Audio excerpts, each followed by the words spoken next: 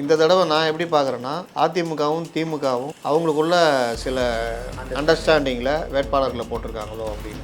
ஏன்னா பிஜேபி வரக்கூடாது. தென் சென்னை ஒன்று தான் எனக்கு தெரிஞ்ச அதிமுக வெயிட் கேண்டிடேட் போட்டிருக்காங்க. அவர் ஜெயவர்தன். அந்த அம்மாவுக்கு திமுகலே நல்ல பேர் கிடையாது. தமிழச்சி தங்கப்பாண்டியனுக்கு திமுகலே நல்ல பேர் கிடையாது. செந்தில் பாலாஜி அவர்கள் வந்து ஜெயிலில் இருந்து இந்த எலெக்ஷனுக்கான அரசியல் வியூகம் வளர்த்துருக்காரு. அதில் தான் வந்து கோயம்புத்தூர் தொகுதியில் சீட்டு கொடுத்துருக்காரு. ராஜ்குமாருக்கு வந்து செந்தில் பாலாஜியோட சிபாரிசுனால தான் கொடுத்துருக்காங்க. கோவை வந்து இந்த கணபதி ராஜ்குமார் அவர் யாருன்னா செந்தில் பாலாஜி வந்தப்போ கூடயே வந்தவர். ஏடிஎம்கேலேருந்து மேயராக இருந்தவர். 5 விசா அவுக்க மாட்டாராம். செந்தில் பாலாஜி எல்லாம் ஜெயிலேருந்து சம்பவம் பண்ணுவாங்கன்னு பார்த்தா இவர் வந்து இந்த மாதிரி சம்பவம் பண்ணிக்கிட்டு இருக்காரு. ஈரோடு இடைத்தேர்தல் நடந்தப்போ அவங்களுக்கு பெரிய அளவில் சத்யபிரதா சாகு மெல்ல டெல்லியில் வாங்கி கட்டியிருக்காரு. என்ன பண்ணுறீங்க நீங்கள் அப்படின்னு. திமுகவும் சரி அதிமுகவும் சரி கீழே துட்டு கொடுத்ததை கீழே யாரும் கொண்டு போய் சேர்க்கல. ஏன்னா அவங்களே காஞ்சி போய் கிடக்குறாங்க. அதில் திமுகவில் பரம காட்சியில் இருக்கிறாங்க. சேம் இதே தான் பாஜகலையும். இவர் ஏதோ வீராப்பெலாம் பேசிட்டாரு. இவர் எந்த அளவுக்கு வீரா பேசினார்னா யதார்த்தம் என்னன்னு கூட தெரியாத அளவுக்கு. நீங்கள் கூட்டணி கட்சியில் இருக்கிறவங்க கூட்டணி தர்மத்துக்கு கருதி ஏதாவது பேசுகிறோமே நாமக்கல் ஒருத்தர் வாய் தொடங்குறாங்களா? இது கேவலமான கூட்டணி தர்மம். ஓரளவுக்கு அது இருக்கணும். காலையில் பார்த்தீங்கன்னா விஜயபாஸ்கர் ரைடு சைமல்டேனியஸாக இங்கே பார்த்தீங்கன்னா ஜி ஸ்கொயர் ஆஃபீஸு அது சம்மந்தப்பட்ட இடங்கள்லையும் ரைட் நடந்துட்டுருக்கு. ஏன் இப்போ வராங்க அப்படின்னா நீ தலையை கொடுக்குற, நீ கூட்டணியில் இல்லை வர்றாங்க அப்படின்னா அது அதிமுகவுடைய வாதம். கல்வி கடன் ரத்து அது பார்த்தீங்கன்னா நீங்கள் 2021 கல்வி கடன் ரத்து பண்ணி இவங்க நம்பி வாங்கின இன்னை வரைக்கும் மாணவர்கள் யாருக்குமே கல்வி கடன் ரத்து பண்ணு. ஆளுநரை வந்து மாநிலங்களை கேட்டு நியமிக்கணுன்றது நல்ல இது. ஏற்கனவே இது நடந்திருக்குது. இவங்களே பர்னாலாவை கேட்டு வாங்கினாங்க, சுர்ஜித் சிங் பர்னாலாவை. சட்டசபையிலும் பார்லிமெண்ட்டிலும் 33% வந்து பெண்களுக்கு. இப்போ எவ்வளோ பேர் பெண்கள் கொடுத்துக்கிறாரு இவர்? 3 பேர். 3ல் 2 பழசே, புதுசாக ஒன்றே போகிற போக்கு பார்த்தா மீண்டும் பிஜேபி வர மாதிரி தான் இருக்குது. அப்போ நீட்டில் விலக்குன்னு மறுபடியும் விட்ட போகிறீங்களா 5 வருஷத்துக்கு? மதுரை எப்படி சார் பார்க்குறீங்க? மார்க்சிஸ்டில் சு வெங்கடேசன் நிற்கிறாரு. அதே அவரை எதிர்த்து வந்து சரவணன் நிற்கிறார். சரவணனும் ஓரளவுக்கு நல்ல மக்களுக்கு பரிச்சயமானவர், நிறைய எலெக்ஷன்ஸை பார்த்தவர், டிஎம்கே சார்பில் எம்எல்ஏ நின்றவர், காசும் இருக்கக்கூடிய ஒரு ஆள். அங்கே எப்படி சார் இருக்கும் ஃபைட்டு? இன்னொன்று தொடர்ந்து 2வது தடவை மார்க்சிஸ்ட் பார்ட்டி எப்படி பார்க்க தெரியல, திமுகவை எப்படி பார்க்க தெரியாதுல்ல. தொடர்ந்து மார்க்சிஸ்ட் கொடுத்தா அப்புறம் நமக்கு என்ன அப்படின்ற மாதிரி. காங்கிரஸில் இது ஒரு பெரிய தலைவலி. நீங்கள் அதான் லோக்கல் மாநில தலைவர் என்ன முடிவு பண்ணால் நடக்காது, மக்கள் விருப்பப்பட்டால் நடக்காது, கட்சி விருப்பப்பட்டால் நடக்காது. நீ என்னடா சொல்கிறது அப்படின்னு நேராக போய் டெல்லியில் போய் 10 நாள் டேரா போட்டு எம்பி சீட்டை வாங்கி வந்துடுவாங்க. இவங்களுக்கு ஏற்ற மாதிரி தான் தொகுதியை இங்கே கேட்பாங்க. இந்த தடவை தான் நடந்துச்சு. செம்ம கோவம் திமுகலாம். வேட்பாளர் முடிவு பண்ணி தொகுதி கேட்குறீங்க, என்ன நினச்சிக்கிட்டு இருக்கீங்க? கரூர் கொடுக்க முடியாது. இதில் பாமக தேமுதிக தற்காலத்தில் இருக்கிற 2 கட்சிங்க அந்த மாதிரி தப்பாக முடிவெடுக்குது. நீங்கள் பிஎம்சிக்கு சைன் பண்ணி புதிய கல்விக் கொள்கையை ஏற்றுக்கிறேன்ட்டீங்க, அப்புறம் புதிய கல்விக் கொள்கையை ரத்து செய்யப்படும்ன்றீங்க. வணக்கம் சார். வணக்கம் சார். எலெக்ஷன் வந்து பீக்காக போயிட்டுருக்கு. 2 சைடும் கேண்டிடேட்ஸ்லாம் அனௌன்ஸ் பண்ணிகிட்டு இருக்காங்க. திமுக அதிமுகவில் கேண்டிடேட்ஸ் லிஸ்ட்டு அனௌன்ஸ் பண்ணாங்களே, அதை எப்படி சார் பார்க்குறீங்க? எப்படி இருக்குது கேண்டிடேட்ஸ் லிஸ்ட்டு? திமுகவுக்குள்ளேயும் கோஷ்டிகள் விளையாடி இருக்குது. புது வேட்பாளர்கள் கொண்டு வந்திருக்காங்க. ஆனாலும் கோஷ்டி விளையாட்டுகள் நடந்திருக்கு. அதிமுகவில் வந்து பல இடங்களில் வந்து புது வேட்பாளர்கள் ஏற்கனவே நான் பல இடங்களில் பதிவு பண்ணியிருக்கேன். அதிமுக குறிப்பிட்டு அதாவது கூட்டணி கட்சிகளுடைய இடங்கள் மேலே கரெக்டாக குறி வச்சு அடித்தாங்கன்னா 10 சீட்டுன்றது ரொம்ப சாதாரணமாக ஜெயிச்சிடலாம் அப்படின்னு. ஆனால் இப்போ அறிவிச்சிருக்கிறது பார்த்தா அதிமுக அதை பற்றி கவலைப்பட்டது மாதிரியே தெரியல. பல இடங்களில் எளிதாக அதாவது ஜெயிக்கலாம், இங்கே ஏடிஎம்கே கேண்டிடேட் இருந்தால் ஜெயிக்கலாம் அப்படின்ற இடத்துல வந்து எனக்கு என்னென்னு கூட்டணி கட்சிகளுக்கு ஒதுக்குறது இல்லை கேண்டிடேட்டை மாற்றி போடுறது இந்த மாதிரிலாம். இப்போ பார்த்தீங்கன்னா ராமநாதபுரம் அங்கே ஏற்கனவே ரொம்ப செல்வாக்கு பெற்றவர் வந்து அன்வர் ராஜா நிற்க போகிறாரு அப்படின்னால உங்களுக்கு இஸ்லாமிய வாக்குகள் பல இது இருக்குது. அங்கே எதிர்த்து நிற்கிற நவாஸ்கனிக்கும் 5 வருஷம் எட்டி பார்க்கல அப்படின்ற மாதிரிலாம் இருக்குது ரொம்ப பேர். ஆனால் நவாஸ்கனுடைய நண்பர் வந்து முனியசாமி மாவட்ட செயலாளர் அதிமுக.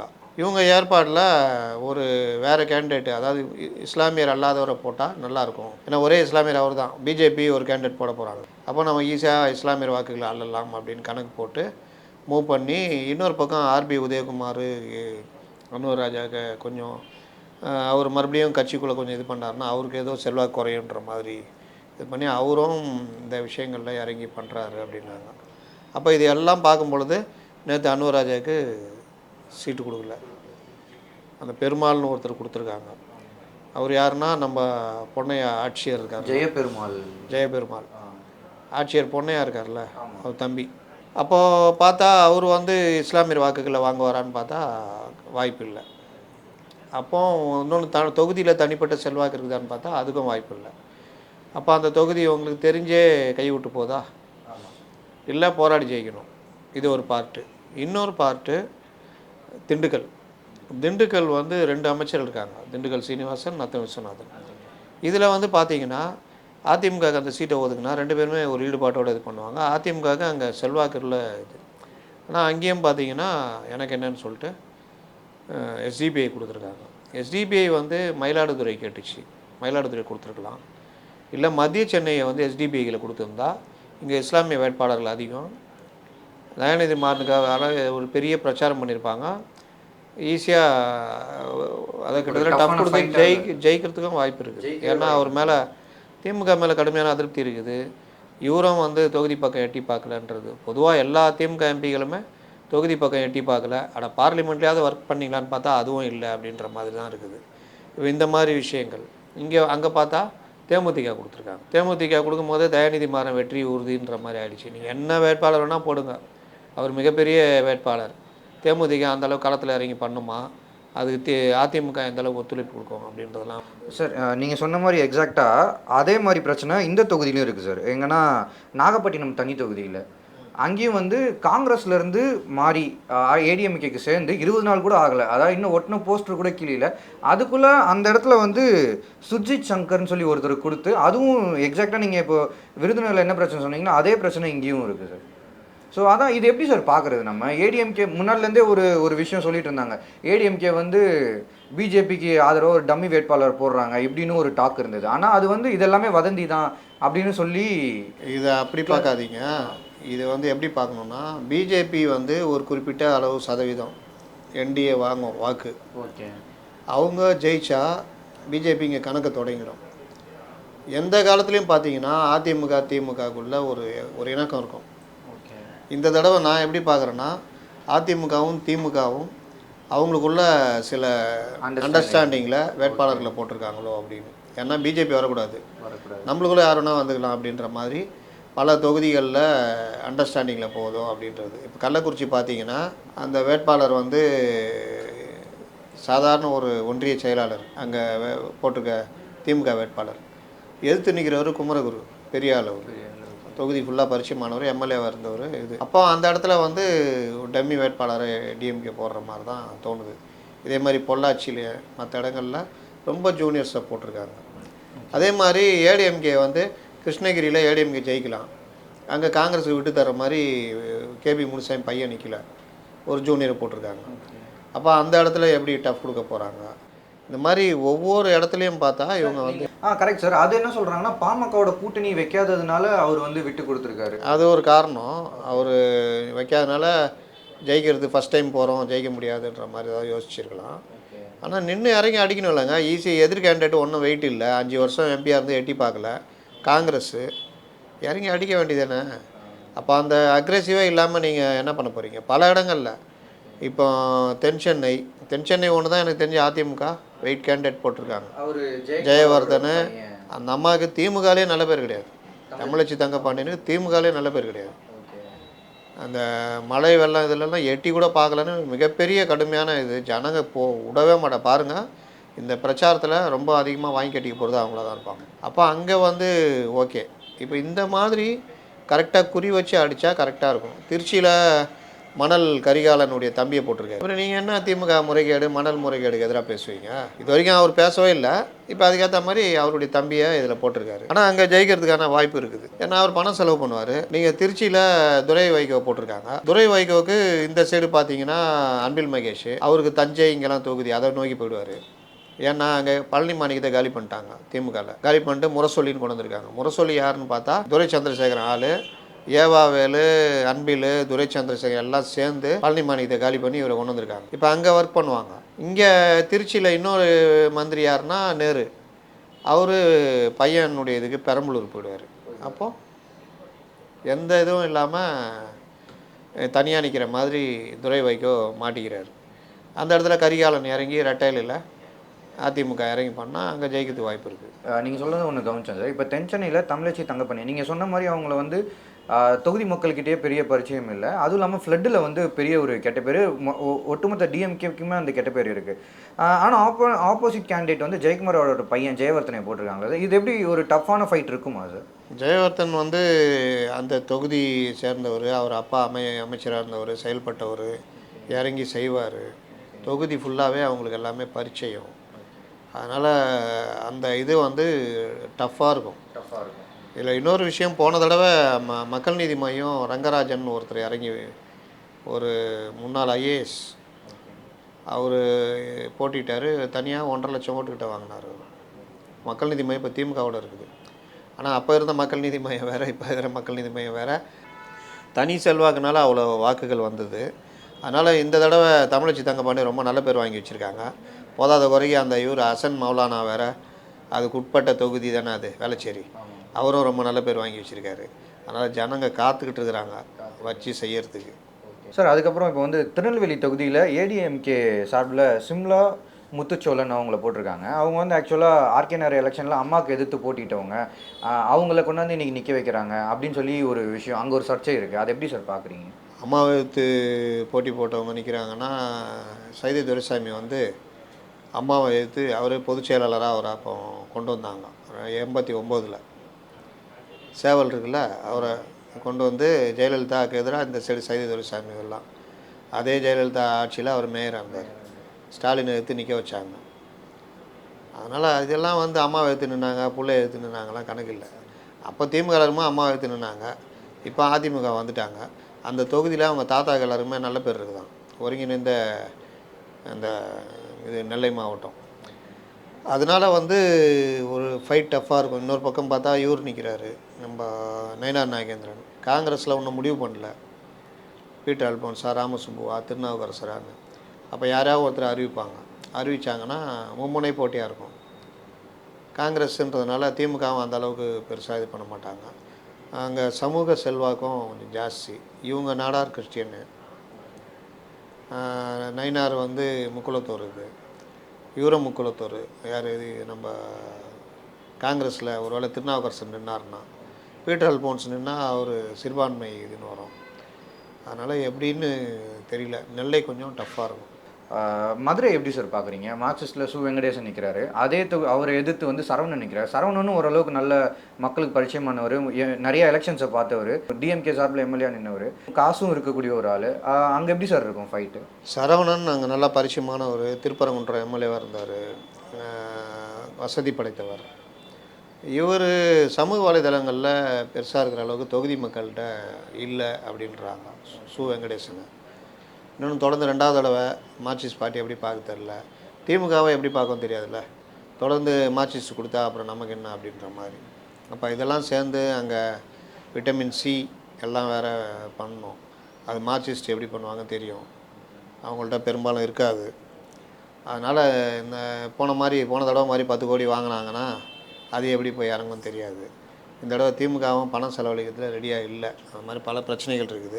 யாருமே பணம் செலவு பண்ண ரெடியாக இல்லைங்க. ஏடிஎம்கே சைட்லேயும் பெருசாக செலவு பண்ண மாட்டோன்றாங்க. திமுக கண்டிப்பாக ஜெயிக்க போகிறதாங்க அட்வான்டேஜில் இருக்காங்க, அவங்களும் செலவு பண்ண அதை ரீசனாக வச்சு திமுகவுக்கு என்ன பயம்னா, பணத்தை கொண்டு போய், அதாவது சத்யபிரதா சாகு இப்போ ஒரு பேட்டி கொடுத்துருந்தார் சமீபத்தில். ஈரோடு இடைத்தேர்தல் நடந்தப்போ அவங்களுக்கு பெரிய அளவில் சத்யபிரதா சாகு மெல்ல டெல்லியில் வாங்கி கட்டியிருக்காரு. என்ன பண்ணுறீங்க நீங்கள் அப்படின்னு. அவரால் இங்கே ஒன்றும் பண்ண முடியல. கவர்மெண்ட்டு போலீஸு, இவங்க போலீஸு ஒரு தொகுதியில் போய் என்ன பண்ண முடியும், பெருசாக பண்ண முடியல. செந்தில் பாலாஜி அப்போ ஃபார்மில் இருந்தார்ல, அது ஒரு பிரச்சனை. அதனால் இந்த தடவை சத்யபிரதா சாகு ரொம்ப கடுமையாக இருப்போன்ருக்காரு. எக்ஸ்ட்ரா பறக்கும் படையெல்லாம் போட்டிருக்காங்க பாருங்கள். ஃபோட்டோகிராஃபர்ஸ் கூட இந்த வாட்டி எலெக்ஷன் கமிஷன் சைட்லேருந்து தான் போடுவோன்ருக்கு. ஆமாம், அந்தளவுக்கு ரொம்ப கடுமையாக இருக்காங்க. மத்திய அரசு எப்படி பார்க்குதுன்னா, இந்தியாவிலேயே தமிழ்நாட்டில் தான் இந்த மாதிரி ஓட்டுக்கு துட்டு கொடுக்குறது, எக்ஸ்பென்சிவ் எலெக்ஷன், அதிக அளவில் ஒரு வேட்பாளர்லாம் செலவு பண்ணுறது அப்படின்றது, அதை இந்த தடவை கட்டுப்படுத்தணும்னு நினைக்கிறாங்க. அப்போ அப்படி பண்ணும்பொழுது நீங்கள் பார்த்தீங்கன்னா, இவங்க பணத்தை இறக்கி விட்டு போகிறதெல்லாம் வந்து ரைடு பண்ணி பிடிக்கிறதெல்லாம் நடக்கும். இவங்களுக்கு என்ன பயம்னா, இந்த மாதிரி பிடிச்சி ஐடி பிடிச்சி ஐடி விசாரணை வந்து அப்புறம் அதுலேருந்து ஈடின்னு எதாவது வந்து பெரிய சிக்கலாகிடுமோன்னு கொஞ்சம் பயப்படுறாங்க. வேலூர்லாம் நடந்ததில்ல, எலெக்ஷனை தள்ளி வச்சாங்களே, அந்த மாதிரி துரைமுருகன் சில விஷயங்கள் இன்றைக்கி பேசியிருக்காரு பார்த்தீங்களா? முக்கியமான வேட்பாளரை கைது பண்ணுறதுக்கும் முயற்சி நடந்தது, எனக்கு டெல்லியிலேருந்து தகவல் கிடச்சிருக்குன்னு. அவர் பையனை சொன்னாரா, ஜெகத் ரட்சகனை சொன்னாரான்னு தெரியல. அதனால் இந்த மாதிரி விஷயங்களுக்காக திமுக பயப்படுறாங்க. அதிமுகவும் கிட்டத்தட்ட போன தடவை துட்டு கொடுத்து கீழே போய் சேரல. திமுகவும் சரி அதிமுகவும் சரி கீழே துட்டு கொடுத்ததை கீழே யாரும் கொண்டு போய் சேர்க்கல. ஏன்னா அவங்களே காஞ்சி போய் கிடக்குறாங்க. அதில் திமுகவில் பரம காட்சியில் இருக்கிறாங்க. எல்லாம் நீயே கொண்டு போய் வச்சுக்கிட்டு இருப்ப, நாங்கள் வா ராசா நீ தேர்தலுக்கு துட்டு கொடுக்க சொல்லுவல அப்படின்னு சொல்லிட்டு இந்த வீட்டில் மொய் வைக்க சொன்னதான் படம், கில்லி படம் தானே. கொத்தடி கும்தலக்கான்னு போய் வெள்ளி இதை போய் வச்சு இது பண்ண, அந்த மாதிரி மொய் வைக்க கொடுத்த காசை இது பண்ணணும். அந்த மாதிரி ஆட்டை போடுற மாதிரி வேட்பாளர் கொடுக்க சொன்னால் அந்த காசை எல்லாரும் ஆட்டை போடுற கதை தான் நடக்கும் கில்லி பட பாணியில். அதனால் அந்த தடவை தேர்தலுக்கு பணம் எதிர்க்காது. இன்னொரு பக்கம் சரவணன் வந்து அவருடைய இடத்துக்கு அவர் பணம் செலவு பண்ணுவார்ல, அதெல்லாம் வரும்போது வெற்றி வாய்ப்புள்ள இடங்கள்ல அது ஒன்று. திண்டுக்கல்லையும் நல்லா வேலை செஞ்சால் ரெட்டை இலை சின்னம் தான் அடித்து நகர்த்தலாம். ரொம்ப சிக்கல் உள்ள இடங்கன்னு பார்த்தா திருவள்ளூர் சசிகாந்த் செந்தில்ன்றாங்க, விஸ்வநாதன்றாங்க. சசிகாந்த் செந்தில் போட்டால் புது வேட்பாளர், இளையவர், பணம் செலவு பண்ண மாட்டார். அப்போது உங்களுக்கு நல்ல வேட்பாளர் புரட்சி பாரதம் அந்த மாதிரி போட்டிருந்தா ஈஸியாக அவங்க ஒர்க் பண்ணுவாங்க. நீங்கள் தேமுதிக கொண்டு போய் கொடுத்துருக்காங்க, அவங்க எந்த அளவுக்கு பண்ணுவாங்கன்றது பொறுத்திருந்து தான் பார்க்கணும். சார், அப்புறம் இன்னொரு முக்கியமான விஷயம், செந்தில் பாலாஜி அவர்கள் வந்து ஜெயிலில் இருந்து இந்த எலெக்ஷனுக்கான அரசியல் வியூகம் வளர்த்துருக்காரு. அதில் தான் வந்து கோயம்புத்தூர் தொகுதியில் சீட்டு கொடுத்துருக்க ராஜ்குமாருக்கு வந்து செந்தில் பாலாஜியோட சிபாரிசுனால தான் கொடுத்துருக்காங்க. கரூர்லேருந்து டீம் போய் அங்கே இறங்கி வேலை செய்வாங்க அப்படின்னு சொல்கிறாங்க. ஆனால் இன்னொரு பக்கம் பார்த்தீங்கன்னா பிஜேபி வந்து கோவை வந்து எங்களோட கோட்டை, நாங்கள் அதை எப்படியாவது நாங்கள் பிடிச்சாகணும் அப்படின்ற ஒரு முனைப்பில் இருக்காங்க. அந்த காலத்தில் கோட்டையா அவங்களே சொல்லிருக்கிறாங்க, கோயம்புத்தூர் வந்து எங்களோட. அவர் இவர் சிபி ராதாகிருஷ்ணன் அவங்களோட ஜெயிச்சான்னு நினைக்கிறேன். அது வந்து அந்த பீரியடு டிஎம்கே கூட அதோட கூட்டணி இருந்தப்போ இவங்க தனியாக நின்று என்ன கோட்டை, ஒன்றும் கோட்டை கிடையாது. மோடி வேறு வந்துட்டு போயிருக்காரு அப்படின்றாங்க. மோடி வந்துட்டு போனால் ராகுல் காந்தி கூட பல தடவை வந்துட்டு போனார். மோடி வந்ததுலாம் ஓட்டு விடணுன்னா நீங்கள் பிஜேபி ஆட்சி நடந்துகிட்ருக்கோம். இங்கே என்ன பிரச்சனைனா கோவை கரூர் கொடுக்கூடாதுன்னு முடிவு பண்ணியிருந்தாங்க. ஆனால் கரூரை வந்து இந்த அம்மா போய் வாங்கிடுச்சு. காங்கிரஸில் இது ஒரு பெரிய தலைவலி. நீங்கள் அதான் லோக்கல் மாநில தலைவர் என்ன முடிவு பண்ணால் நடக்காது, மக்கள் விருப்பப்பட்டால் நடக்காது, கட்சி விருப்பப்பட்டால் நடக்காது. நீ என்னடா சொல்கிறது அப்படின்னு நேராக போய் டெல்லியில் போய் 10 நாள் டேரா போட்டு எம்பி சீட்டை வாங்கிட்டு வந்துடுவாங்க. இவங்களுக்கு ஏற்ற மாதிரி தான் தொகுதியை இங்கே கேட்பாங்க. இந்த தடவை தான் நடந்துச்சு. செம்ம கோவம் திமுகலாம். வேட்பாளர் முடிவு பண்ணி தொகுதி கேட்குறீங்க, என்ன நினச்சிட்டு இருக்கீங்க, கரூர் கொடுக்க முடியாது அப்படின்னு. ஆனால் கரூர் லாஸ்ட்டில் அது ஒரு பிரச்சனை ஆகி கரூர் வேணாம், கரூர் ராகுல்லாம் பேசி ஜோதிமணி கொடுக்குறாங்க அப்படின்ற மாதிரி. அப்போ கோவையை கொடுத்துருங்க அப்படின்றப்போ கோவையில் மகேந்திரன் நிற்க வேண்டியது. அப்போவே அவர் வந்து விலகி வந்தார். லாஸ்ட்டில் பார்த்தா கோவை வந்து இந்த கணபதி ராஜ்குமார், அவர் யாருன்னா செந்தில் பாலாஜி வந்தப்போ கூடயே வந்தவர், ஏடிஎம்கேலேருந்து மேயராக இருந்தவர். 5 பைசா அவுக்க மாட்டாராம். செந்தில் பாலாஜி எல்லாம் ஜெயிலேருந்து சம்பவம் பண்ணுவாங்கன்னு பார்த்தா இவர் வந்து இந்த மாதிரி சம்பவம் பண்ணிக்கிட்டு இருக்காரு. அதனால் இதெல்லாம் எப்படி நடக்குதுன்றது அந்த ஜெயில் அதிகாரிகள் தான் வெளிச்சம். அதனால் வந்து அவர் அங்கேருந்து கொடுத்து எல்லாமே ஆப்ரேட் பண்ணிகிட்டு இருக்காரு. அப்போ அவங்கள டிஎம்கேக்கு தான் அட்வான்டேஜ் இருக்குது அப்படிலாம் சொல்ல முடியாது. ஏடிஎம்கே கோட்டைங்க, கொங்கு மண்டலம் ராமச்சந்திரன். ஆமாம், அவரும் அங்கே பரிச்சயமான ஆள். அதனால் ஃபைட் டஃப்பாக இருக்கும். கரூரும் கிட்டத்தட்ட ஏடிஎம்கே அடிச்சிடும். சார், தேனி தொகுதியில் வந்து தங்கத்தமிழ் செல்வனுக்கு வந்து சீட்டு கொடுத்துருக்காங்க. அவர் எதிர்த்து வந்து நாராயணசாமி கண்டெஸ்ட் பண்ணுறாரு. இது எப்படி சார் இருக்கும்? இந்த தொகுதியில் வாய்ப்புகள் தங்கத்தமிழ் செல்வனுக்கு அதிகமாக இருக்குமா? இல்லை அதுக்கே ஒரு மும்முனை போட்டி தாங்க. டிடிவி நிற்கிறாருங்க, குரு சிஷ்யன் நிற்கிறாங்கன்னு சொல்லி. ஓகே, இங்கே நாராயணசாமியா, பாமகவா, எந்த கட்சி? அவர் ஏடிஎம்கே. ஆமாம்மா, டிடிவி வந்து என்டிஏ கூட்டணி, கரெக்டு. ஏடிஎம்கே நாராயணசாமி. அது யார் என்னன்னு தெரில. ஏன்னா இப்போ ரொம்ப பேர் பணம் செலவு பண்ணுறவங்கள வேட்பாளர் அப்படின்ற மாதிரி வந்ததுனால ரொம்ப பேர் வந்து நம்ம தேடி எடுக்க வேண்டியதாகுது. அந்த தொகுதியில் இருக்கிறவங்கள்ட்டலாம் பேசணும். ஏன்னா நம்ம வந்து எதுவும் கிடையாதுங்க, திமுக வரனா திமுக வரும்னு சொல்ல போகிறோம், ஏடிஎம்கே வரனா ஏடிஎம் வரணும். அப்போ அந்த தொகுதியில் மற்ற இதில் இருக்கிற ரிப்போர்ட்டர்ஸ் மற்றவங்கள்ட்ட பேசி கலர் நிலவரம் எடுத்து தான் நம்ம பேச முடியும். நாராயணசாமின்னு சொல்கிறீங்க, எனக்கு தெரிஞ்ச ஒரே நாராயணசாமி பாண்டிச்சேரி நாராயணசாமி தான். இவர் என்ன நாராயணசாமின்னு இனிமேல் தான் கொஞ்சம் பார்க்கணும். அதனால் தேனி தொகுதியே சில தொகுதிகள்லாம் வந்து நம்ம அனலைஸ் பண்ணணும். சில தொகுதிலாம் இப்போவே தெரிஞ்சிச்சு. நீங்கள் வேணால் எழுதி வச்சிங்க. மத்திய சென்னை திமுக ஜெயிச்சிச்சு, தூத்துக்குடி ஜெயிச்சிச்சு. கனிமொழி அவங்க ஜெயிச்சிட்டாங்க. இன்னும் யாராக ஜெயிக்க போகிறாங்கன்னு போக போகல சொல்லலாம். ஏன்னா அந்த மாதிரி தான் இருக்குது. ஜெகத் ரட்சகன் சார் அரக்கோணத்தில் அவர் ஏங்க துரைமுருகன் சொன்னார், ஒருவேளை அவராக இருந்தா. அதனால் ஜெகத் ரட்சகன்லாம் பணம் செலவழிப்பார், அவருக்கு என்ன பிரச்சனை? அது திமுக இது. இந்த சைடில் வந்து அரக்கோணத்தில் பாமக போட்டி போடும், அவங்களும் வாக்குகளை பிரிப்பாங்க.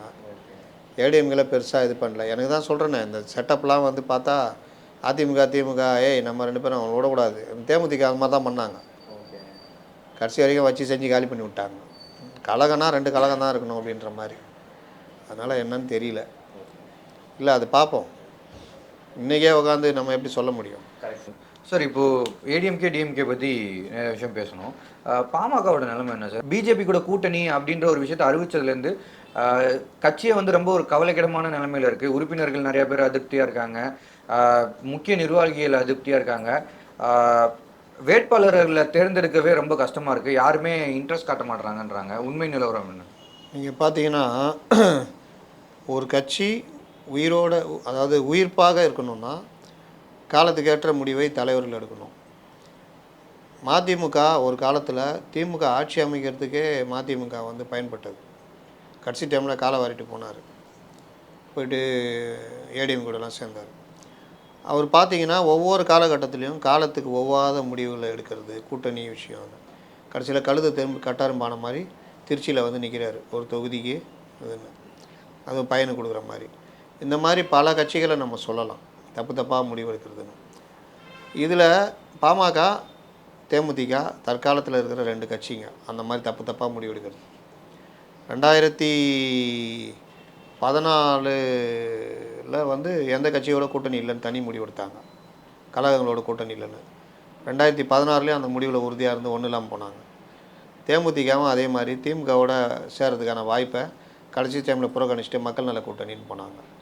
2019 எலெக்ஷனில் திமுக கூட்டணி வராமல் என்டிஏக்கு போனாங்க.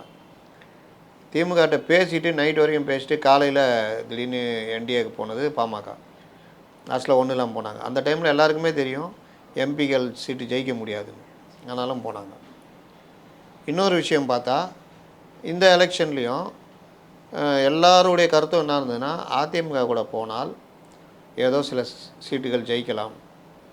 அப்படி ஜெயிக்கிறோமோ இல்லையோ, அடுத்த வருஷம் அந்த இது 2026 சட்டசபை தேர்தலில் திமுக வந்து இது பாமக அதிமுகட்ட இப்போவே ஒரு அக்ரிமெண்ட் போட்டுக்கலாம், ஒரு 25 சீட்டு 30 சீட்டுன்னா.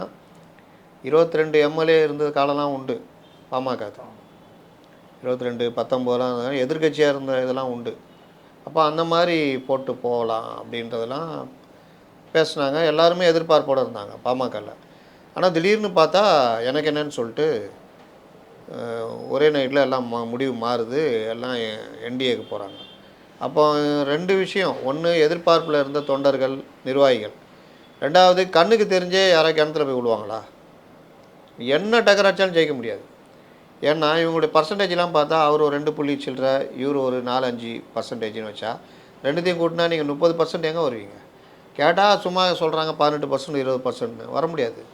அப்போ யாருக்கு போட்டிடுறதுக்கு ஆசை இருக்கும்?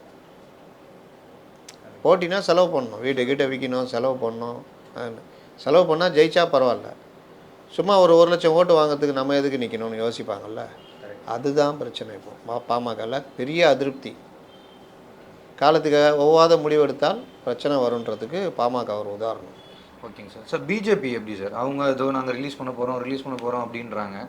நேரம் வேணாலும் லிஸ்ட் வெளியே வரலாம் அப்படின்றாங்க.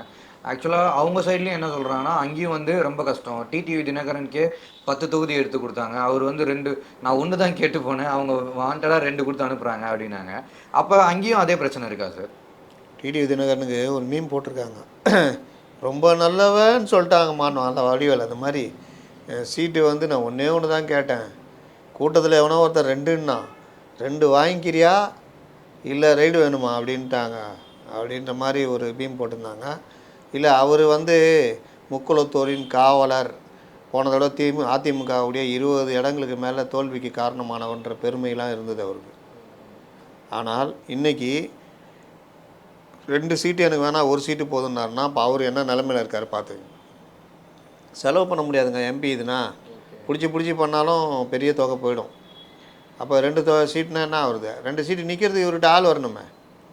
இந்த ஒரு சீட்டு இவர் நின்றுக்குவார், இன்னொரு சீட்டுக்கு அண்ணா நான் இல்லைண்ணே அப்படின்னு எல்லாம் நழுவுவாங்க. ஏன்னா எல்லாருக்குமே தெரியும் 2 அதிமுக தவிர்த்து நம்ம வர போகிறது இல்லைன்னு. அதுதான் பிரச்சனை. சேம் இதே தான் பாஜகலையும். இவர் ஏதோ வீராப்பெலாம் பேசிட்டார். இவர் எந்த அளவுக்கு வீரா பேசினார்னா யதார்த்தம் என்னன்னு கூட தெரியாத அளவுக்கு. நீங்கள் கூட்டணி கட்சியில் இருக்கிறவங்க கூட்டணி தர்மத்துக்கு கருதி ஏதாவது இப்போ பேசுகிறோமே நாமக்கல், ஒருத்தர் வாய் திறக்கிறாங்களா? இது கேவலமான கூட்டணி தர்மம். ஓரளவுக்காவது இருக்கணும். இது ஒரேடியாக மங்குனி பாய்ஸ் மாதிரி நீ என்ன வேணால் பண்ணிக்கிறேன் கம்முன்னு இருக்கிறேன். இந்த 3 வருஷம் இருந்தாங்கல்ல, அப்படியே பழகிடுச்சு அவங்களுக்கு. 3 வருஷம் எதை பற்றியும் வாய் திறக்கல. எதை பற்றியா வாய் திறந்துருப்பாங்க? வேங்கை வயல் இது ஜாபர் சாதிக்கு மேட்ரு எடுத்துக்கங்க. யாராவது சிபிஎம் சிபிஐ திரும்ப வாய் திறக்க மாட்டார். ஏன்னா தம்பி அந்த கட்சியில் தானே இருந்தான். காங்கிரஸ் யாராவது வாய் திறந்தாங்களா? எலக்ட்ரல் பாண்டு நாள் எப்படி படம் காட்டினாங்க. பாஜக இங்கேருந்து கூட்டணி கட்சியில் என்னப்பா நாங்களாம் பேசுகிறோம் அறிக்கைலாம் விட்டாங்க. 2ஆம் நாள் தேர்தல் கமிஷனில் சுப்ரீம் கோர்ட் ஆர்டர் லிஸ்ட்டு போட்டோன்னே பார்த்தா இவங்க தான் மார்ட்டின்ட்டு அதிகம் வாங்கியிருக்காங்க 509 கோடி அப்படி இப்படின்னு வந்தோடனே அன்றைக்கும் கொஞ்சம் துள்ளி பார்த்தாங்க. நான் வந்து வெளிப்படையாக அறிவித்து விட்டோம் அப்படி இப்படின்னாங்க. எங்கெங்க அறிவிச்சிங்கன்னு கேட்டால் முரசொல்லியா போட்டிங்கன்னு கேட்டால் போன வருஷம் 11ஆம் மாதம் தேர்தல் கமிஷனில் கொடுத்துக்குறாங்க. அதை உத்தரவு சுப்ரீம் கோர்ட்டு உத்தரவுனால தேர்தல் கமிஷன் தூக்கி லிங்கை போட்டு விட்டாங்க. அப்படி வெளியே வந்துடுச்சு. ஆனால் அதோட கப்சிப் தேர்தல் பாண்டு பற்றி யாராவது பேசுகிறேன்னு கேளுங்க. டிஎம்கேல பேசல. இவர் வந்து எடப்பாடி பழனிசாமி அதுக்கு கண்டனம் தெரிவிச்சப்போ அது அன்னைக்கு தானேங்க சொல்கிறேன். அங்கே கேட்டியா காங்கிரஸை கேட்டியான்னாரு. காங்கிரஸை நீ கேட்டுக்கோ ஒன்றை நான் கேட்குறேன்னு சொல்லிட்டு இவர் இது பண்ணார். காங்கிரஸை நீங்கள் கேட்டுங்க, சாரி பிஜேபியை, உங்களையும் காங்கிரஸை நான் கேட்குறேன்னு இவர் கேட்குறாரு. அதுக்கு மறுநாள் அப்புறம் வாயே திறக்கல. கூட்டணி கட்சிகள் அதுக்கு மேலே காங்கிரஸ் ஏறி நின்று பேசுது. நேற்று கூட சோனியா காந்தி இவங்களாம் பேசியிருக்காங்க. என்ன உங்களுக்கும் என்ன தகுதி இருக்குது? சிபிஎம்முக்கு மட்டும்தான் தகுதி இருக்குது. CPM CBI Bahujan Samaj party இவங்களுக்கு மட்டும்தான் தகுதி இருக்குது. அதில் சிபிஎம்முக்கு அதிக தகுதி இருக்குது. அவங்க தான் வழக்கு போட்டிருக்காங்க. ஏடிஎம் கூட தகுதி இருக்குதுன்னு சொல்லுவேன். ஒரு 6 கோடி தான் வாங்கியிருக்காங்க. இவங்கெல்லாம் இஷ்டத்துக்கு வாங்கி வச்சுக்கிட்டு இதில் இவங்க காங்கிரஸ் இது பிஜேபி திட்டுறது, காங்கிரஸ் பிஜேபி திட்டுறது. நீங்கள் அமித்ஷா ஒரு பங்குக்கு வந்து சொல்லியிருக்காரு இந்தியா கூட்டணி மொத்தமாக சேர்ந்தால் எங்களோட அதிகமாக அவங்க தான் வாங்கியிருக்காங்க. அப்படிதான். எவ்வளோ பார்த்துருட்டேன்னா நான் வந்து 5000 ரூபா தாங்க திருட்டினேன். அவனுங்க எல்லாம் சேர்ந்து கணக்கு போட்டால் 10,000 ரூபா வருதுங்க அப்படின்ற கதை. அப்படிதான் சார் அவர் பேசுகிறார். அப்படிதான் நாங்கள் இந்தியா ஃபுல்லாக இத்தனை ஸ்டேட்டில் இப்போ ஆட்சியில் இருக்கோம், அப்படி பார்த்தா நாங்கள் தான் கம்மியாக வாங்கியிருக்கோம் அப்படின்னு. அதாவது இந்த யாரோ ஒருத்தன் 100-200 வாங்கிட்டு லட்சம் வாங்கி மாட்டிக்குவான். அவன் சொல்லுவான் அவன் கோடிக்கணக்கில் வாங்குறான், ஆயிரக்கணக்கில் அவன்லாம் விட்டாங்க, 200 ரூபா வாங்கினது என்ன பிடிச்சிட்டாங்கன்னு. குற்றம் குற்றமே. இதில் என்ன இது? டிஎம்கேவோட எலெக்ஷன் மேனிஃபெஸ்டோஸ்லாம் பார்க்கலாம். அது எப்படி சார் பார்க்குறீங்க? செம காமெடிங்க அது. நீங்கள் பார்த்தீங்கன்னா முதல்ல ஒரு சொன்னதில் தேர்தல் அறிக்கையில் வந்து இந்த மாதிரிலாம் சொல்ல முடியுமா மாநில கட்சி அப்படின்னாங்க.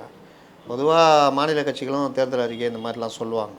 அதில் என்னன்னு பார்த்தா அவர் மகளிர் உரிமை தொகை இந்தியா முழுவதும் பெண்களுக்கு கொடுக்கப்படும் அப்படின்னாரு. இங்கேயே டப்பா டான்ஸ் ஆடுது. நீங்கள் வந்து அனைத்து பெண்களுக்குன்னாங்க, அப்புறம் தகுதி வாய்ந்தன்னு மாற்றினாங்க. அதில் 1.25 கோடி கொடுத்துட்டு மீதி தகுதி வாய்ந்த அது 1 கோடி பெண்கள்கிட்ட கொடுக்கல. அவங்களே பெரிய பிரச்சனை ஓடிக்கிட்டு இருக்குது. இது ஒன்று. இன்னொன்று வந்து புதிய கல்விக் கொள்கை ரத்து செய்யப்படும் அப்படின்னா நீங்கள் பிஎம்சிக்கு சைன் பண்ணி புதிய கல்விக் கொள்கையை ஏற்றுக்கிறேன்ட்டீங்க. அப்புறம் புதிய கல்விக் கொள்கையை ரத்து செய்யப்படும்ன்றீங்க. கல்விக்கடன் ரத்து அப்படின்னு. இதில் அண்ணாமலை நேற்று ஒரு விஷயம் சொல்லியிருந்தார். இவங்க சொல்கிற விஷயங்கள் எல்லாமே இவங்க தேர்தல் அறிக்கையில் நிறைவேற்றாத விஷயம். அதை கொண்டு வந்து இங்கே வச்சுக்கிட்டு பேசுகிறாங்கன்னு. கல்வி கடன் ரத்து அது பார்த்தீங்கன்னா நீங்கள் 2021 கல்வி கடன் ரத்து இவங்க நம்பி வாங்கின இன்னை வரைக்கும் மாணவர்கள் யாருக்குமே கல்வி கடன் ரத்து பண்ணணும் சார். முக்கியமாக நிறையா பேர் அந்த ஒரு ரீசனுக்காகவே ஓட்டு போட்டவங்களாம் நிறையா பேர் இருக்காங்க. இதோட இப்போ அந்த ரீசனுக்காகவே ஓட்டு போட மாட்டாங்க, அவ்வளோ காண்டில் இருக்கிறாங்க. அப்போ வந்து கல்வி கடனை பற்றி கவலையே படல. நீங்கள் மகளிர் உரிமை தொகையை பற்றி பேசுகிறீங்க. மகளிர் உரிமை தொகைக்கு பதிலாக இது இங்கே ஃபெயிலியரு. இதை பார்த்து பல பேர் பண்ணுறான், கொஞ்ச நாள் பண்ணுவான், விட்ருவான். மடிக்கணினி நல்ல திட்டம் ஒன்ஸ் தான் கொடுக்க போகிறீங்க மாணவர்களுக்கு. இந்தியா முழுவதும் மாணவர்களுக்கு மடிக்கணினி அப்படின்னா பெரிய ரீச். 2வது விலையில்லா கறவை மாடு. விலையில்லா கறவை மாடு, ஆடு மாடு இதெல்லாம் கொடுத்தீங்கன்னா அந்த குடும்பத்துக்கு அந்த வருமானம் பெருகும். 1000 ரூபா ஒன்ஸு தான் கொடுக்க போகிறீங்க. 1000 ரூபானா மாதம் கொடுக்கணும். இது ஒன்ஸு கொடுத்துட்டாலே அவங்க வந்து அதை வச்சு இது பண்ணுவாங்க. டாஸ்மார்க்கு போகாது அந்த காசு. இந்த மாதிரி அதை அதிமுக கொண்டு வந்ததில்ல, அதனால் நாங்கள் அதை சொல்ல மாட்டோம், பண்ண மாட்டோம். இதை இந்த 1000 ரூபாய் கிரியேட் பண்ணுற இம்பேக்டோட எல்லாத்துக்கும் லேப்டாப் கொடுத்தாங்கன்னா அது இன்னும் பெரிய பெரிய ரீச் லெவலில் ஆகும். இருக்கும். இங்கேயே பண்ணலையாங்க, இங்கேயே லேப்டாப் கொடுக்கலையா? அதே மாதிரி சுங்கச்சாவடி ஃபுல்லாக மூடிடுவோம் அப்படின்றது, தேசிய நெடுஞ்சாலையில் சுங்கச்சாவடி மூடப்படும். சுங்கச்சாவடின்றது ஒரு இடத்துல ரோடு போடுறாங்க, ஒரு எவ்வளோ ஒரு 100 கோடி ரூபா செலவு பண்ணிக்கிறான்னா அதை வந்து வசூல் பண்ணுறதுக்கான ரிட்டர்ன் எடுக்கிறதுக்கு சுங்கச்சாவடி இது பண்ணுவான். இப்போ என்ன நடக்குதுன்னா அதை தாண்டி வசூல் பண்ணிக்கிட்டு இருக்கிறாங்கன்றது தான் பிரச்சனை. அப்போ நீங்கள் அந்த மாதிரி விஷயங்களை நாங்கள் சரி பண்ணுவோம், அந்த டேட்டு முடிஞ்சிச்சா சுங்கச்சாவடி தூக்கிடுவோம், இல்லை பராமரிப்புக்காக குறைந்த கட்டணத்தில் ஏதாவது இது பண்ணுவோம், அப்படி வேணால் நீங்கள் இது பண்ணலாமே தவிர இது மாதிரி சுங்கச்சாவடி ரத்து பண்ணுவோன்னா அப்போ யார் தனியார் வந்து ரோடு போட வருவான்? அப்போ அந்த மாதிரி ஒரு பிரச்சனை இருக்குது. குடியுரிமை திருத்த சட்டம் ரத்து பண்ணுவோம் அப்படின்னாரு. குடியுரிமை திருத்த சட்டம் ரத்து பண்ணுவோன்னு சொல்லிவிட்டு அடுத்து இலங்கை தமிழர்களுக்கு குடியுரிமை சட்டம் கொடுப்பாங்க. இந்த சட்டத்தை ரத்து பண்ணிட்டு 2019 ரத்து பண்ணுவோன்றாரு. ரத்து பண்ணிட்டு நீங்கள் அதில் ஏற்கனவே இவங்க என்ன பண்ணாங்க, இதில் 2021 குடியுரிமை திருத்த சட்டத்தில் இலங்கை தமிழரையும் சேர்ப்போன்னாங்க. உடனே அப்போ நீ குடியுரிமை திருத்த சட்டத்தை ஆதரிக்கிறியான்னு கேள்வி வந்துச்சு. இப்போ குடியுரிமை திருத்த சட்டத்தை நாங்கள் ரத்து பண்ணிவிடுவோன்றாங்க. இலங்கை தமிழருக்கு குடியுரிமை சட்டம் கொடுப்போம், குடியுரிமை கொடுப்போன்றாங்க. இந்த மாதிரி ஏகப்பட்ட ஜிஎஸ்டியில் இது கொண்டு வரும். ஆளுநருடைய அதிகாரத்தை குறைக்கிறது, ஆளுநரை வந்து மாநிலங்களை கேட்டு நியமிக்கணுன்றது நல்ல இது. ஏற்கனவே இது நடந்திருக்குது. இவங்களே பர்னாலாவை கேட்டு வாங்கினாங்க, சுர்ஜித் சிங் பர்னாலாவை. இது வேற என்ன சார்? பெட்ரோல் சார், அதுதான் மெயின். பெட்ரோலு, சிலிண்டரு, இது அதெல்லாம் எப்படி சார் ப்ராக்டிக்கலாக அதெல்லாம் பாசிபிலிட்டிஸ் இருக்கா இல்லையா? இது இவர் சொல்கிறது எல்லாத்தையுமே போய் அந்த இந்தியா கூட்டணியில் வச்சிங்கன்னா பாதி பேர் உதைக்க வருவாங்க. ஏன்னா இது எங்கேயுமே நடக்காத விஷயம். இங்கே தமிழ் வழக்காடு மொழியாக மாற்றலை ஒன்றும் இது வரைக்கும். உயர்நீதிமன்றத்தில் கிளை அமைக்கப்படும், தமிழுக்கு வந்து அந்த எல்லா மொழிகளுக்கும் இது அரசு அந்தஸ்து கொடுக்கப்படும் அப்படின்றாங்க. இன்னொன்று வந்து அனைத்து மாநில மொழிகளது வளர்ச்சிக்கும் சம அளவு நிதி வழங்கப்படும் அப்படின்றாங்க. சட்டசபையிலும் பார்லிமெண்ட்டிலும் 33% வந்து பெண்களுக்கு. இப்போ எவ்வளோ பேர் பெண்களுக்கு ஒத்துக்கிறாரு இவர்? 3 பேர். 3ல் 2 பழசே, புதுசாக ஒன்றே 33% கொடுப்பாங்க. அவங்க கட்சியிலே கொடுக்க காணும். இஸ்லாமியர் ஒருத்தர் வேட்பாளரை போட காணும். இஸ்லாமியர்களுக்கான கட்சி எல்லாமே நாங்கள் வந்து எல்லாம் சொல்லிட்டு ஒரு இஸ்லாமியர், என் வேலூரில் ஒரு ஆள் போடுறது இஸ்லாமியரை, கதிரானந்தே தான் வேணுமா? இந்த மாதிரி இது அதிமுகவும் அந்த வேலை தான் பண்ணுறாங்க. 2 கட்சிகளுமே அதுக்கான எந்த பிரதிநிதித்துவம் கொடுக்குறதில்ல. ஆனால் பேசுறது போய் இந்த மாதத்தில் தான் இஃப்தார் நோன்பு வச்சா கஞ்சிலாம் குடிச்சிட்டு தொப்பிலாம் மாட்டின்னு இப்போ இதெல்லாம் பண்ணிட்டு வர்றது. ஆனால் அது மட்டும் பண்ணுறதில்ல. அப்புறம் நீட் தேர்வில் விலக்கு எப்படி கொடுப்பீங்க? சப்போஸ் இண்டி கூட்டணி ஆட்சிக்கு வந்துடுச்சிங்க, தமிழ்நாட்டுக்கு நீட் தேர்வில் விலக்கு வாங்கிட்டீங்க, மற்ற ஸ்டேட்டில் இருக்கிறவங்க சும்மா இருப்பானா? எங்கள் வீட்டு பிள்ளைங்களாம் நீட் தேர்வு எழுதணும், இவங்க மட்டும் என்ன ஸ்பெஷலா அப்படின்னு சுப்ரீம் கோர்ட்டு போவானா மாட்டானா? ஃபஸ்ட்டு காங்கிரஸ் வந்து தமிழ்நாட்டுக்கு விலக்கு கொடுத்து காங்கிரஸை ஒத்துக்க மாட்டாங்க. இல்லை, அது ஏற்கனவே ராகுல் காந்தி சொல்லிக்கிறார். அவருக்கு எப்படியும் வரமாட்டோன்னு தெரியும், அதனால் அவர் சொல்லிட்டார், நாங்கள் வந்தால் அதாவது நீட் தேர்வை விரும்பாத மாநிலங்களுக்கு விலக்கு தருவோம் அப்படின்னு சொன்னார். எல்லா மாநிலமும் அந்த முடிவை தானே பண்ணுவீங்க? சுப்ரீம் கோர்ட் ஆர்டர் ஒன்று இருக்குது, எல்லா மாநிலம் முதல்ல எடுக்க மாட்டான், போட்டித் தேர்வு தான் கரெக்டு. ஏன்னா எவனும் வந்து எந்த அரசியல்வாதியும் பல மாநிலங்களில் மெடிக்கல் காலேஜ் நடத்தலை. இங்கே தானே அந்த பிரச்சனை. இங்கே நீட்டுடைய அடிப்படை பிரச்சனைனா நீட்டுனால வருமானம் போச்சு, அதுக்கு தான் இந்த உருட்டல்லாம். நீட்டுன்றது போட்டித் தேர்வு தானே. ஐஏஎஸ் படிக்கும்போது தமிழ்நாட்டுக்கு மட்டும் ஐஏஎஸ் சிவில் தேர்வில் விலக்கு கொடு அப்படின்னு கேட்பீங்களா? விலக்கு கொடுக்குறோம், நீங்கள் யாரும் எழுத வேணான்ருவாங்க. டெட்டு மற்ற நெட்டு அது இதுன்னு ஏகப்பட்ட இது இருக்குது. அதுக்கெல்லாம் வந்து நீங்கள் விலக்கு கேட்பீங்களா? எல்லாம் போட்டித் தேர்வுனா போட்டித் தேர்வு. எல்லா ஸ்டேட்டும் அதில் இறங்கிடுச்சு.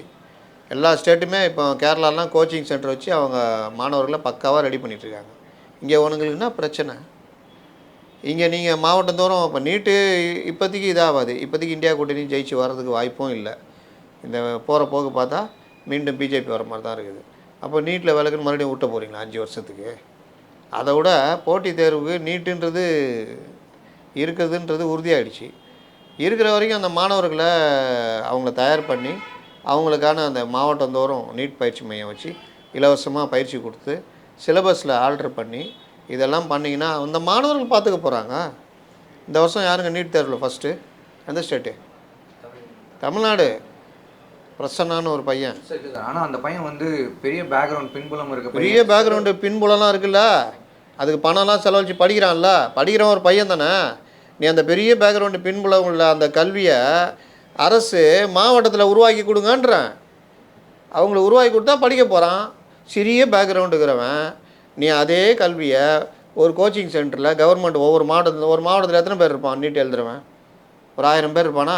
அதுக்கேற்ற மாதிரி தொடங்க. எல்லா மாவட்டத்துலேயுமே அந்த மாதிரி இருக்க மாட்டாங்க. இது ஒன்று. சிலபஸை மாற்றுங்க, நீட்டுக்கு ஏற்ற மாதிரி மாற்றுங்க. தானாக அவன் ஜெயிச்சுட்டு போகிறான். இல்லையா, குறைந்த அளவு நீட்டு, அதாவது ஓரளவுக்கு கம்மியாக அது ஒரு ரெகுலேட் கொண்டு வாங்க. இவ்வளோ தான் வசூலிக்கணும். கவர்மெண்ட் ஸ்கூல் இந்த தனியார் பள்ளிக்கெலாம் மெட்ரிக் பள்ளிக்கெலாம் போடுறீங்களா ஒரு ஒரு இது ஃபீஸ் ரெகுலேஷன், அது மாதிரி நீட் கோச்சிங் சென்டருக்கு போடுங்க. இதெல்லாம் பண்ணால் நீ போட்டி தெரியும். அவன் ரெடிங்க, மாணவர் ரெடி. நீங்கள் தான் போயிட்டு ஐயோ நீட்னா தோற்று போயிட்டு அவன் என்ன பண்ணுறான்? சூசைட் பண்ணிக்கிறான். உடனே அவனை தூக்கி வச்சு கொண்டாடினுக்கிறீங்க. சூசைட் பண்ணிட்டான் ஐயோன்னு நிதி கொடுக்குறீங்க, எல்லாம் பண்ணுறீங்க. அப்போ என்ன அவன் மாணவர்கள் மத்தியில் தற்கொலை இன்னும் கொஞ்சம் அதிகமாகும். நீங்கள் ஆகிற காரியத்தை பார்க்கணும். இப்போ கேரளான்னா மத்திய அரசை, பிஜேபி அரசை கடுமையாக எதிர்க்குன்னா யார்? கேரளா தானே. கேரளா வந்து நீட்டு எதிர்க்குதா? அவங்க ஸ்டேட்டில் நீட்டு எழுதலையா? அதனால் நீட்டுன்றது வந்து நீங்கள் இன்றைக்கி உச்சநீதிமன்ற உத்தரவு பிரகாரம் வந்துடுச்சு. உன் ஈகோவை விட்டு தொலைங்கன்றேன். ஈகோவை விட்டு தொலைங்க. நீட்டுக்கு எதிராக புலிவாலை பிடிச்சிட்டிங்க, விட்டுருங்க. அது அடுத்து நம்ம என்னைக்கு ஆட்சி வருதோ அன்னை வரைக்கும் நீட் இருக்கும். அதனால் நீட்டுக்காக நாங்கள் மாணவர்களை தயார்படுத்துவோம். மாவட்டந்தோறும் 5 இது 38 மாவட்டம்னா 5 நீட் சென்டரு. அப்போ 5 38 3 15 8 40 200 நீட் சென்டர்கள் தமிழகம் முழுவதும் உடனடியாக திறக்கப்படும். பண்ணுங்கள். எவ்வளோ செலவாக போகுது? மாணவர்கள் வரப்போகிறான், டாக்டராக வரப்போகிறான், எல்லாம் வரப்போகிறான். அதெல்லாம் யோசிக்கவே மாட்டாங்க. ரேஸு கொண்டு போய் 42 கோடி ரூபா கொடுப்பாங்க. இதுதான் நிலமை. ஓகேங்க சார். ஸோ ஃபைனலாக ஒரு கொஸ்டின் கேட்டுக்கிறேன். இன்றைக்கி காலையில் பார்த்தீங்கன்னா விஜயபாஸ்கர், முன்னாள் அமைச்சர் விஜயபாஸ்கர் வீட்லேயும் ரைடு, சைமல்டேனியஸாக இங்கே பார்த்தீங்கன்னா G2 ஆஃபீஸு அது சம்மந்தப்பட்ட இடங்கள்லையும் ரைட் நடந்துகிட்ருக்கு. எலெக்ஷன் நெருங்கிட்டு இருக்கு இந்த நேரத்தில் இந்த மாதிரி ரைட்ஸ் விடுறது எப்படி சார் நம்ம பார்க்குறது? G2 ரைடு ஐடி இதில் ரைடு நடத்தின அடிப்படையில், அந்த ஆவணங்கள் அடிப்படையில் அமலாக்கத்துறை ரைடு நடக்குது. அது தனி. விஜயபாஸ்கர் மேட்ரு, இந்த மருத்துவக் கல்லூரி, இந்த வேல்ஸும் இதே டைமில் நடக்குது. வேல்ஸில் வந்து மருத்துவ கல்லூரிக்கான அந்த ஒரு மருத்துவக் கல்லூரி கொடுக்குறீங்கன்னா அந்த மருத்துவம் படிக்கிறாங்களா மாணவர்கள், அவங்க எங்கே ப்ராக்டிஸ் பண்ணுவாங்க? ஏங்க மருத்துவம்னா அது ரியல் பாடியாக இருக்கணும், எல்லாம் பண்ணணும்ல. அப்புறம் சின்ன சின்ன நோய்க்கு வருவாங்க, அவங்களுக்கு சிகிச்சை கொடுக்கணும். ஹார்ட்டு இதுனால் இது, தலை காயம் சிகிச்சை, கால் உடஞ்சிருக்கும், கை உடஞ்சிருக்கும், ஆர்த்தோ, கண்ணுக்கு இது, இந்த மாதிரி எல்லாத்துக்கும் வருவாங்கள்ல. அதுக்கெல்லாம் அவன் எங்கே போய் படிப்பான்? வெறும் புக்கு மட்டும் படிக்க முடியுமா? அப்புறம் வசூல் ராஜா MBBSல அறுக்க சொல்லுவானே கமலை, இந்த இப்படி வச்சு இப்படி அறுக்கணுமானோடனே அப்படி இப்படி பார்த்துட்டு அப்படி இருந்தோன்னு மயக்கம் போட்டு வந்துடுவான் பாருங்க. ஒரு மார்ச்சுவரிக்கு உங்களுக்கு போஸ்ட்மார்ட்டம் பண்ணுறாங்களா, அதுக்கு தனி படிப்பு தெரியும்ல டாக்டருங்க. வழக்கமான டாக்டர் பண்ண மாட்டாங்க போஸ்ட்மார்ட்டம், அதுக்கு தனியாக இருப்பாங்க. அப்போ இவ்வளோ விஷயங்கள் மருத்துவத்தில் இருக்குது. அதில் மருத்துவத்தில் பல்வேறு பிரிவுகள் இருக்குது. பிரசவத்துக்கு பெண்களுக்கு சம்மந்தப்பட்ட மகப்பேறு மருத்துவர் தனியாக இருக்காங்க. அப்போ இதுக்கெல்லாம் எங்கே போய் ட்ரைனிங் எடுப்பீங்க? அந்த காலேஜோட ஹாஸ்பிட்டலே ஒன்று இருக்கும். அந்த காலேஜே ஹாஸ்பிட்டலை கட்டியிருக்கணும். இந்த மாணவர்கள் ப்ராக்டிக்கல்ன்றப்போ அங்கே போய் ப்ராக்டிக்கல் பண்ணுவாங்க. அங்கே டாக்டர்கள், வலிமையான டாக்டர்கள் இருப்பாங்க, நல்லா இது பண்ண டாக்டருங்க, HODஸு எல்லாம் இருப்பாங்க. அவங்களே இங்கே வந்து கிளாஸும் எடுப்பாங்க. அதே இதுக்கு 2 டீனுக்கும் ஒரே டீன் தான். இப்போ GH எடுத்திங்கன்னா டீன் தான் மருத்துவக் கல்லூரி முதல்வராகவும் இருப்பார். இவங்க வகுப்பு எடுப்பாங்க, இங்கே ப்ராக்டிக்கலும் எடுப்பாங்க, தியரியும் எடுப்பாங்க, எல்லா இதுவும் இருக்கும். இது மாதிரி வர்ற காலேஜுக்கு பர்மிஷன் வந்து வசூல் ராஜா MBBS மாதிரி காலேஜே இல்லாமல் அதில் செட் பண்ணுவாங்க தெரியுமா, அந்த மாதிரி இது பண்ணி இவர் லெட்டர் கொடுத்துட்டாரு. இது வந்து மணி லாண்ட்ரி கீழே வருது, இதில் பணம் பரிவர்த்தனை நடந்திருக்குது அப்படின்னு சொல்லிட்டு வழக்கு போட்டு, அது லஞ்ச ஒழிப்புத்துறைலாம் வழக்கு போட்டு, அதன் அடிப்படையில் மூல வழக்கு இருக்கிறதுனால அமலாக்கத்துறை ரெய்டு வந்திருக்குது. இது எல்லாம் கரெக்டு. ஏன் இப்போ வராங்க அப்படின்னா, நீ தலையை கொடுக்குற, நீ கூட்டணியில் இல்லை, வராங்க அப்படின்னா அது அதிமுகவுடைய வாதம். நீ அவங்க ரெய்டு வர அளவுக்கு தலையை கொடுத்துக்கிற அப்படின்றது பொதுமக்கள் வாதம். இது திமுகவுக்கும் பொருந்தும். எந்த கட்சி மத்தியில் ஆட்சி இருக்குதோ அந்த கட்சி இந்த மாதிரி வேலையெல்லாம் பண்ணியிருக்குது.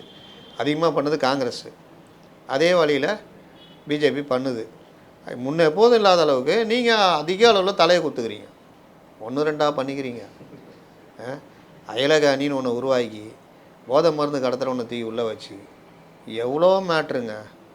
இந்த இதில் எடுத்திருக்காங்களாம் பெருங்குடியில் அவ்வளோ தகவல். அவன் க்ளீனாக ஸ்டேட்மெண்ட் கொடுத்துக்கிறானோ ஜாபர் சாதிக்கு. திரையுலகத்தில் மாணவர்களுக்கு, ஐடி செக்டருக்கு எல்லாருக்கும் நான் வந்து போதை மருந்து சப்ளை பண்ணியிருக்கேன். ஒரு முக்கிய புள்ளி மூலம் திரையுலகில் போதை மருந்து சப்ளை நான் பண்ணியிருக்கேன் நடிகர் நடிகைகளுக்கு. அப்போ இந்த மாதிரி ஆளெல்லாம் சர்ச்சையில் சேர்த்துக்கிட்டு இருந்தால் இடி வராமல், என்சிபி வராமல், என்ஐஏ வராமையாக இருக்கும். அதனால் நீங்கள் தான் ரூட்டு போட்டு கொடுக்குறீங்க, அவங்க அதுக்கு தான் காத்துக்கிட்டு இருக்கிறாங்க. வர்றாங்க, சம்மன் வரும், எல்லாம் வரும். இந்த தேர்தல் வழக்கமான பொது தேர்தலை விட ரொம்ப அருமையாக இருக்கும், பார்க்கலாம். ஏன்னா அதுதான் இப்போ துரைமுருகனே சொல்லிக்கிறாருல, கண் கலங்கினாராம் இன்றைக்கி பேட்டியில். கைது செய்கிறதுக்கெலாம் வாய்ப்பு இருக்குது அப்படின்னு. அவர் ஜெகத் ரட்சகன் நினச்சா கண் கலங்கிருப்பார்? இல்லை, அவர் பையனை நினச்சி கூட கண் கலங்கிருக்கலாம். ஏதோ பதிவு பண்ணார்னு சொன்னாங்க, நான் பேட்டி பார்க்கல. ஆனால் இந்த மாதிரிலாம் நிலைமைகள் வரலாம். கண்டிப்பாக அப்கமிங் இதில் வந்து நம்ம பேசுவோம் சார். நேரம் ஒதுக்குனதுக்கு நன்றி சார்.